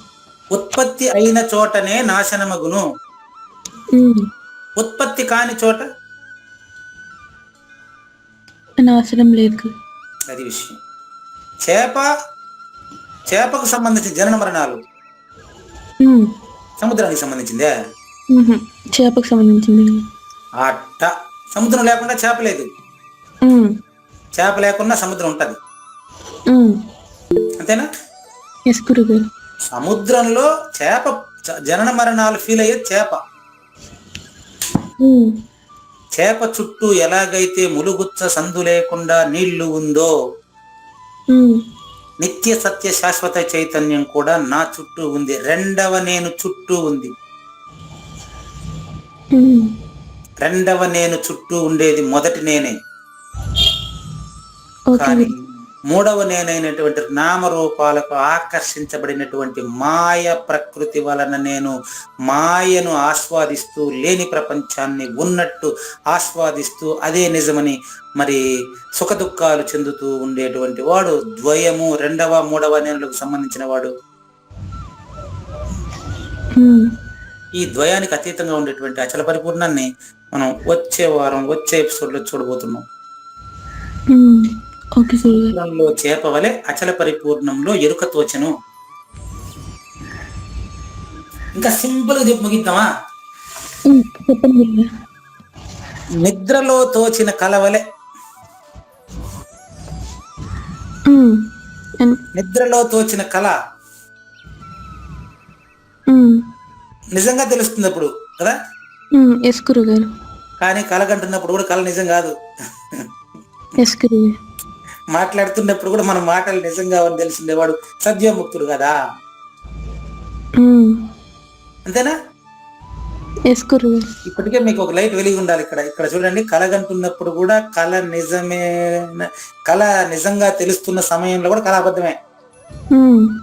మన ఇద్దరు మాట్లాడుతున్నటువంటి సమయంలో కూడా ఈ మాటలు ఈ ప్రపంచం లేనిదని తెలిసిన వాడు పరిపూర్ణుడు కదా. ఎస్ గురుగారు. అంతే. ఆ స్థితికి ప్రాక్టీస్ చేయడాన్ని అస్పర్శ యోగం అంటారు. అది ఎప్పుడు తెలిస్తే అప్పుడు సద్యోముక్తి. అది దానికి ఒక టైం లేదు. నేను చెప్పి నీకు తెలియకూడదు. అది నేను చెప్తే నీకు తెలియదు. అది ఇద్దరు వస్తారు మళ్ళీ, అది కష్టం, అట్ట కుదరదు. అది నువ్వే దాన్ని సద్యోముక్తి అంటారు. అది నీకే తెలిసిపోతుంది. సద్యోముక్తి అంటారమ్మా. అది అంతటా ఉంది, యాడ్ లేకుండా. అది లేని స్థలమే లేదు. అంతటా అదే ఉండేది. ఓకేనా? ఇంకా ఏమన్నా సందేహం ఉంటే చెప్పండి. ఇప్పుడు ఈ రోజు జరిగిన తరగతిలో సందేహం ఉంటే అడగండి. ఎవరైనా సరే అడగండి. గురుగారు, అయితే ఇప్పుడు మీరు చెప్పిన ఈ శ్లోకము పాపతోటి చెప్పించాలా ఈ వారం? చెప్పించండి. ఉన్నారా? ఇప్పుడు చెప్తారా? చెప్పించేదా? అంటే స్టార్టింగ్ అంటే లాస్ట్ వీక్ జాయిన్ అయింది కదా, ఏ శ్లోకం నుంచి స్టార్ట్ చేస్తారు ఏంటి అనేది కొంచెం ఇంట్రడక్షన్ లాగా ఇస్తే మాకు ఒక ఐడియా ఉంటది కదా అని. ఇప్పుడు పోయిన వారం ప్రారంభం కాబట్టి మనం వసుదేవ సుతం గాని గురు బ్రహ్మ గాని నేర్చుకున్నాము. అవునవును. ఈ వారం వచ్చి ఇప్పుడు జాయిన్ అయినారు కదా, ఈ శ్లోకం నుంచే మొదలు పెడదామా? అట్లే జాయిన్ అయ్యే అంటారా? అట్టే అవుతున్నారు జాయిన్ అయ్యేంత కాబట్టి. ఓకే. నిత్య హరిప్రియ. ఇప్పుడు మీరు చెప్పినది అవునండి. అవునవును. ఇప్పుడు పేరెంట్స్ కూడా విన్నారు కాబట్టి మీరు నేర్పించగలుగుతారా? నేను విన్నాను కాబట్టి నేర్పిస్తానండి పాపకి. కాకపోతే ఇది మేము మళ్ళీ రిఫర్ చేసుకోవాలంటే బుక్ మా దగ్గర చిన్నది ఉంది, భగవద్గీత అని చెప్పి. చాలు. దాంట్లో మీరు చెప్పిన చాప్టర్ తీసి చెప్పేస్తే సరిపోతుంది కదా? అంతే. ఇప్పుడు అంత చిన్న పిల్లలు కాబట్టి, ఈ అమ్మాయి డిగ్రీ చదువుతుంది కాబట్టి ఎక్స్ప్లెయిన్ చేశాను. అవును, ఎక్స్ప్లెయిన్ చేశారు. పాపకి ఏంటంటే శ్లోకం ఒకటి చెప్పిస్తే సరిపోతుంది. ఏం అవసరం లేదు. ఓకే. మీరు చెప్పిన ఈ చాప్టర్ ఏదో అనేది నాకు అర్థం కాలేదు, అంటే ఎక్కడ ఉంటదో అనేది. సెవెంత్ చాప్టర్ శ్లోకం నెంబర్ 6. చాప్టర్ ఇక్కడ ఏంటో ఈ బుక్ లో చాప్టర్ అనేది లేదండి. ఇక్కడ పెట్టారు చూడండి, శ్లోకం అక్కడ పెట్టారు చూడండి. మీకు నేను గ్రూప్ లో పెడతాను. ఓకే ఓకే, చూసానండి. గ్రూప్ లో కూడా పెడతాను మీకు నేను. ఓకే ఓకేనండి. అయితే భగవద్గీత 7 మొత్తం 18 అధ్యాయాలు ఉంటాయి. మొత్తం 18 అధ్యాయాలు. ఓకేనండి. అందులో 7వ అధ్యాయం శ్లోకం నెంబర్ 6 ఇవాళ నేర్చుకున్నాం. ఓకే. ఒకసారి చూద్దాం. మీరు ఒకసారి చెక్ చేద్దాం. ఇప్పుడు నిత్య హరిప్రియ హరిప్రియ మాట్లాడుతుంది. చెప్పండి అమ్మా. ఈ 7వ అధ్యాయం 6వ శ్లోకం నేర్చుకుందామా? నిత్య హరిప్రియ. అలాగేనండి. కమాన్ కానివ్వండి. శ్రీ భగవాను వాచ. ఇంకేం బ్రహ్మాండంగా నేర్చుకుంటుంది పాప, ఏం ఇబ్బంది లేదు. చూడండి. కానీ అమ్మా, ఏతద్యోనీని భూతాని సర్వాణీత్యుపధారయ సర్వాణి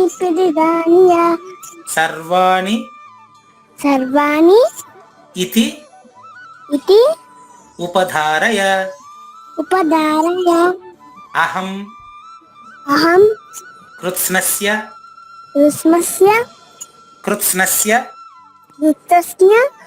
జగతః ప్రభవః ప్రళయః తథా.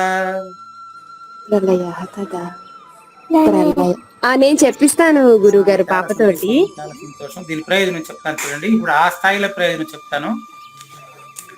ఈ శ్లోకాలు యాజ్ ఇట్ ఈజ్ గా మనం చిన్నపిల్లలకి నేర్పించడం వల్ల నేర్పించే వారి శారీరక సమస్యలు ఫస్ట్ వెళ్ళిపోతాయమ్మా. ఓకే. నేర్పించే వారి స్వరం ఫస్ట్ శుద్ధి అవుతుంది తల్లి. అది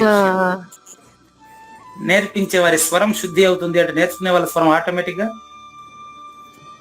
అవుతుంది, క్లియర్ అవుతుంది. కాబట్టి ముందుగా అంటే వేదవ్యాసుడు అందులో ఉండే ఛందస్సులు ఎన్ని రకాలు పెట్టాడు, ఆ ఛందస్సుల యొక్క మహత్యం అలా ఉంటుంది. ఓకే. కాబట్టి ఆ శ్లోకాలను యాజ్ ఇట్ ఈజ్ గా పిల్లలు బాగా కంఠస్థం చేసి తిరిగి తిప్పి చెప్పడం వల్ల ఓకే. మొట్టమొదట శారీరక ఆరోగ్యం సమకూరుతుంది. ఓకే. పోను ఆ శ్లోకం వాళ్ళ మైండ్ లో ఉంటే దానికి సంబంధించిన అర్థాన్ని తెలుసుకోవాలనేటటువంటి ఆలోచన వాళ్ళకి భవిష్యత్తులో ఎప్పుడైనా రావచ్చు. అదేలేండి. అవును. అందుకని నాకు ఇవన్నీ నాకు తెలియదమ్మా. బెంగళూరు నుంచి అశోక్ గారు వచ్చి ఇవన్నీ ఇంట్లో చెప్పెళ్ళారు. వారు అమెరికాలో ఉండేవారు ముందు. నేను ఈ అచల సిద్ధాంతంలోనే వారికి పరిచయం అంతే. వారు వచ్చి ఇక్కడ ఈ విధంగా టైం అడిగి ఒక వారానికి ఒక రోజు ఇట్లా చెప్పాలని సెట్ చేసి వెళ్ళారు. ఆ రోజు నుంచి ఈ రోజు వరకు కూడా నాకు ఈ విధంగా పిల్లలకి నేర్పిస్తూ ఉండడం వల్ల ఆ పిల్లల వయసును బట్టి నేను ఫాలో అయిపోతాను. అదేలేండి. ఓకే. అంటే ఇప్పుడు పెద్ద అమ్మాయికి అంత ఎక్స్ప్లెయిన్ చేశారు కదా, పిల్లలేమో అంత ఓపిక కూర్చొని వినట్లేదు. సో అందుకే అసలు ఎక్కడి నుంచి స్టార్ట్ అవుతుంది కొంచెం ఏమైనా తెలిస్తే దాన్ని బట్టి పిల్లల్ని కాసేపు అలా కూర్చోబెడదాము మంచి అని. మంచి మంచి ఆలోచన. కానీ భగవద్గీతలో ప్రారంభం ముగింపు అనేది ఏం లేదమ్మా, ఎక్కడైనా మొదలు పెట్టవచ్చు. అదేలేండి. అవును, అన్ని శ్లోకాలు అవి ఉంటాయి కాబట్టి అంతా అదే ఛందస్సే. అవునవును, అదేలేండి. భక్తి యోగంతో మొదలు పెట్టాను. ఏదైనా పదాలు ఛందస్సు అవే తిప్పి ఆ పదాలే అవునండి. 4 నేర్చుకునేస్తే అన్ని అవే వచ్చేస్తాయి. ఏదో ఒక 1 hour కొంచెం మంచిగా డివోషనల్ గా ఉంటది అని చెప్పి మాకు ఇంట్రెస్ట్ అయ్యి పాపని జాయిన్ చేశాము. ఓకేనండి. అయితే ఇప్పుడు వారానికి ఒక శ్లోకం మీరు చెప్పింది ఆ పాపతో రికార్డింగ్ పంపిస్తే సరిపోతుంది కదా? అంతే, ఇంకేం లేదు. అలాగే, తప్పకుండా గురుగారు. అది నేర్చుకోవాలి. అందులో ప్రతి వారం ఒక శ్లోకం వచ్చేస్తే జీవితంలో ఎప్పుడో ఒకప్పుడు భగవద్గీత మొత్తం వాళ్ళ మైండ్ లో ఉంటది. అదేలేండి. అది విషయం. అందులో ఉండేటువంటి అర్థాలతో ఆటోమేటిక్ గా వయసు వస్తే వాళ్ళే తెలుసుకునేస్తారు. అవునవును, అవును. అది ప్లాన్. అలాగేనండి. శ్లోకాలు పైగా అన్ని అదే ఛందస్సు. ఒక శ్లోకానికి 32 అక్షరాలు ఉంటాయి. దాదాపు ఎక్కువ శ్లోకాల్లో చూడండి, ఏ తద్యోని భూతాని 8 అక్షరాలు. మీకు పిల్లలకు చెప్పించిన ఒక సులభ పద్ధతి చెప్తున్నానమ్మా. ఏ తద్యోని భూతాని 8 అక్షరాలు. ఓకే. సర్వాణి త్యుపధారయ ఇది ఒక 8 అక్షరాలు. ఓకే. అహం కృష్ణస్య జగతః ఇది 8. ప్రభవః ప్రళయస్తథా ఇది 8. మొత్తం 32. ఓకే. 32 లెటర్స్ ఉంటాయి. అదేలేండి. చాలా ఈజీగా వాళ్ళకు బాగా ఆడుతూ ఇదైన శైలిలో మీరు చిన్నగా వాళ్ళకి తిప్పి శ్లోకం చెప్పేట్టుగా వచ్చేసింది అనుకోండి, అదేలేండి, సరదాగా అలవాటు అయిపోతుంది. అలవాటైపోతుంది. అదే అర్థమైందిలేండి. సరే, ఈ శ్లోకం అయితే ప్రాక్టీస్ చేయించి అంతే. ఓకేనండి. థ్యాంక్స్. సత్యపూర్ణ ఇవాళ ఎందుకు లేనట్టుంది? ప్రారంభం నుంచి ఉన్నారు, అమ్మాయి ఈ రోజు లేనట్టుంది. ఓకే గురుగారు, అమ్మా ఒక డౌట్ గురుగారు. అంతకంటేనా మహాభాగ్యం, చెప్పండి. అది నిజమైన నేనులో దేవయామి అన్ని ఎవరు ఉండరు కదా గురుగారు? మళ్ళా చెప్పండి అమ్మా. నిజమైన నేనులో దేవయామి గాని ఏది ఉండదు కదా గురుగారు? అవును అవును. మరి నాకెందుకు ఇవన్నీ కనిపిస్తున్నాయి ఎలాగా? అవునమ్మా, కనిపించేది దేవయామునికి. నిజంగా అనిపిస్తున్నాయి కదా గురుగారు? అదే ఏం గొప్ప ప్రశ్న అండి. కళలో కలగనే వాళ్ళకు మాత్రమే నిజమా, అందరికీ నిజమా? కలగనే వాళ్ళకి. అట్ట లెక్క అర్థమైందా? మళ్ళీ అడుగుతారు, ఇంకా డౌట్ వస్తాడు కండి. కలగనేటప్పుడు కలగనుకున్న వాడికి మాత్రమే నిజం. పక్కన ఉండేవాడు ఇంకో కలగంటాడు, వాడికి అబద్ధం. బాగా వినండి. దేవయామిని కంటున్నటువంటి కళ దేవయామినికి నిజం. సాధన కంటున్నటువంటి కళ సాధనకి నిజం. ఆ కళ్ళలో ఉండేవాళ్ళు ఈ కళ్ళలో ఉండేవాళ్ళు ఆ కళ్ళకి వస్తారా? లేరు గురు. 2 అబద్ధాలే. ఆ విధంగా ఎవరి ప్రపంచం వారిది. అందరికీ ఉండే ప్రపంచం ఆకాశానిది. ఆకాశం అబద్ధం. ఆకాశం అనేది తనీగా ఉంది. ఆకాశం ఇప్పుడు ఈ 4 భూతాలను తీసేసి ఆకాశం అని చెప్పేదానికి అవకాశం ఉందా? లేదు గురుగారు. కాబట్టి లేని ఆకాశములో ఉన్నట్లు తెలియబడుతున్నటువంటి కలలాంటి వస్తువులను నిజమని నమ్మడాన్ని ఏమంటారంటే అధ్యారోపము అంటారు. రాసుకోండి, అధ్యారోపము రాసుకోండి. గురుగారు అధ్యారూపం. అధ్యారోపము. అధ్యారోపము. జగద్గురు ఆదిశంకరులు రాశారు ఈ శ్లోకాన్ని. అధ్యారోపము అంటే అర్థం ఏంటంటే లేని దాన్ని ఉన్నట్లు ఆరోపించుకొనుట అమ్మ. అది లేని దాన్ని ఉన్నట్లు ఆరోపించు. ఏది లేదు అంటే దేవయామినికి సంబంధించినవన్నీ లేనివి అంటే దేవయామిని ఉండేది అయిందే? లేదు గురుగారు. దేవయామిని కూడా లేనిదే. ఈ మొదటి నేనుకి దేవయామిని, మొదటి నేనులో దేవయామిని లేదు. దేవయామినికి మొదటి నేను తెలియదు. పూజారి వెంకటేశం మొదటి నేనులో లేడు. మొదటి నేను పూజారి వెంకటేశానికి తెలియదు. ఇది తెలియడమే తెలియడం, నిజంగా తెలియడం. ఇది తెలిస్తే రెండోది తెలియాల్సిన అవసరం లేదు. దీనికి ఇది తెలిసిన వాళ్ళు ఎట్టుంటారు చెప్పేదే? చెప్పండి గురువు. ఆవిడ పేరు నీకు చెప్పను ఇప్పుడు, నేను పేరు వద్దు ఇప్పుడు నాకు.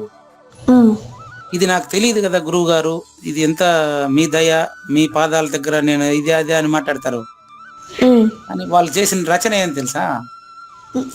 చెప్పలేని ఆనందం విధియని చెప్పలేను సద్గురుదేవా, తను మనదన భ్రమ వీడిన తదుపరి నీ నా భేదము లేదింకా. చూసారా, ఇప్పుడు ఆవిడేమని చెప్పారు నాకు? చెప్పలేనని చెప్పారు. అసలు చెప్పేశారా చెప్పలేదా చెప్పండి మీరు? ఏమ్మా, ఆవిడ పాట రాసి నేను రాశాను పాట, ఆవిడ రాశారా? ఆవిడే రాశారు. ఆవిడ రాసి ఏం చెప్తున్నారు నాకు తెలుసు అన్నారా? వంట చేసుకోండి చేయండి. ఇప్పుడు ఆవిడ నాకు తెలుసు అని చెప్పారా? లేదు గురుగారు. ఏం చెప్పారు? చెప్పలేను. మరి ఆనందమేనంట అది. ఇది ఒక చిత్రమైన విషయం కదా. సద్గురుమాత, ఆవిడ సద్గురుమాత కాదా మీరు చెప్పండి? ఎస్ గురుగారు. చెప్పలేని ఆనందం విధి అని చెప్పలేను సద్గురుదేవా, తను మన ధన భ్రమ వీడిన తదుపరి నీ నా భేదం లేదింకా. ఆ పాట ఆవిడ దగ్గర ఉంటది, నాకు తెలియదు, నాకు అంతవరకే వచ్చు. గురుగారు అమ్మ చెప్పండి. చాలా టైం అయింది గురుగారు. అవును అవును, ఇంట్లో ఇక్కడ కూడా వంట చేసుకోవాలంట. అందుకని ఆయన అడిగినప్పుడు ఇంకా సరేనమ్మా మనం మళ్ళీ కలుద్దాం. నేను జై ఓకే గురు. జై గురు, జై గురు. అమ్మ మంగళం. ఉన్నారా వాళ్ళు? ఎస్ గురువు గారు. ఈ రెండు విధములైన ప్రకృతులు ఆధార ఆదేయము ఉత్పత్తి లయములన్నీ ఇక్కడే నా వలననే జరుగును.